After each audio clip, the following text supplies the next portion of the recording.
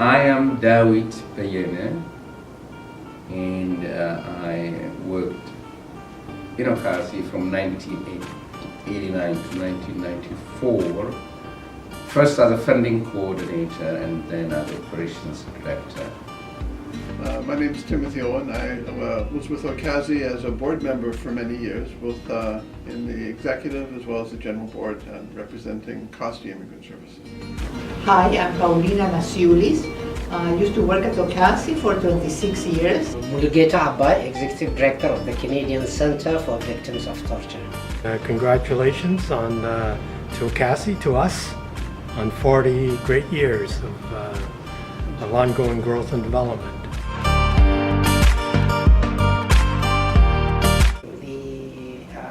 Advocacy work and the public education that was done on settlement management information systems, I think, which galvanized the sector and brought us together. As a settlement worker, working with immigrants and refugees mainly from Latin America, we've become aware of the many systemic issues affecting immigrants and refugees and the agencies serving them. And those were issues that we as frontline workers were not able to deal with, and that was the main purpose for OCASI. Some of the best memories I have were the really important work in the early 80s and 90s when we were developing new programs with governments, and the whole sector of immigrant settlement was still really new, and so a lot of those battles for funding were being fought and together, and the government was listening because it was important to developing an immigrant settlement sector to support immigration in Canada. But I guess the most important thing that OCASI gave to me over those years was the introduction to my wife. Carrie Butcher and I have been married for 20 years. I met her through OCASI, and it's certainly been the most important, lasting, and positive experience. It's hard to believe, looking at the OCASI of today, that OCASI was only a smattering of agencies across the province, numbering in the teens. I remember at one of my first OCASI meetings, probably in 1981, that there were something like 12 or 13 member agencies across the province, of which probably 9 were in Metro Toronto. I think it was one of the turning points for OCASI, where we, at the beginning of the 90s, we started streamlining those programs, and OCASI would want to be really good at both in terms of delivering the program to the membership, which was large. It was already about 100 at that time, and it grew to about 130, 140 within, within 3 to 4 years.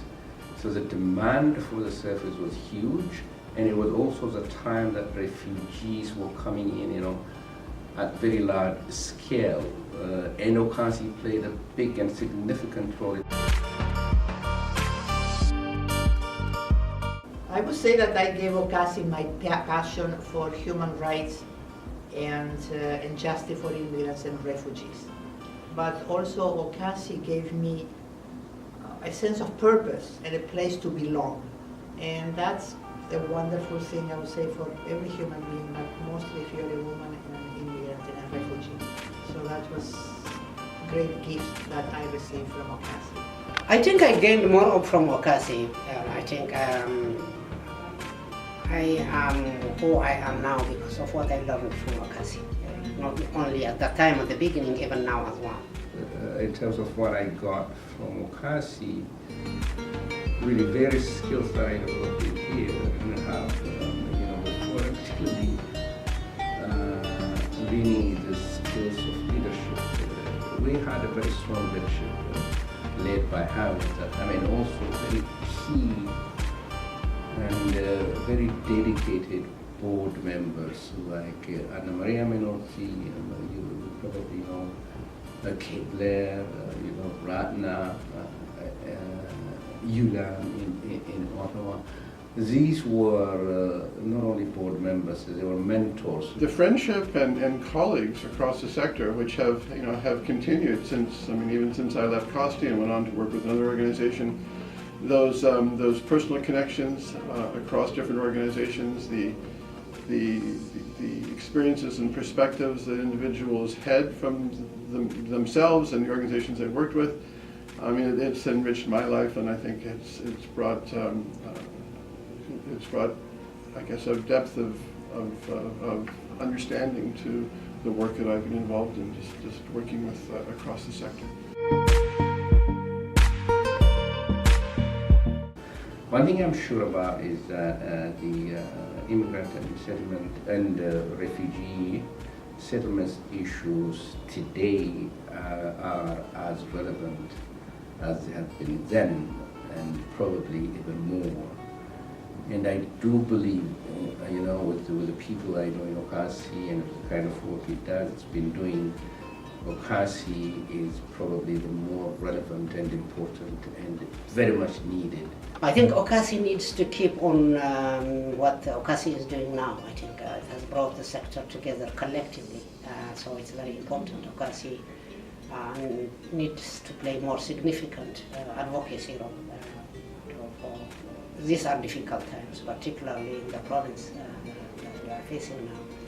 So more work is expected from OCASI. So the OCASI staff and the OCASI board of directors need to come together and make sure that the sector is well served. I believe that although there is still a lot to do for the improvement of the situation of immigrants and refugees are in a better situation because of OCASI.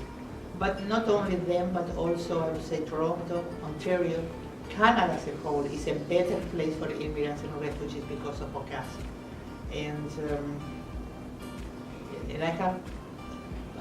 I'm very pleased that I worked here for 26 years of my life, and I would like to congratulate OCASI in celebrating its 40th anniversary.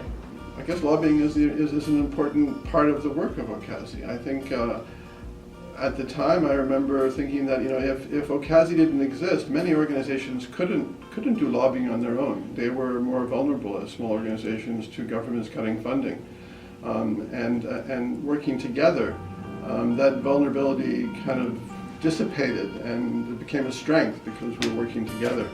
And I think that that's the most important part of OCASI, is the collective strength it brings to the sector that wouldn't be possible with organizations working individually.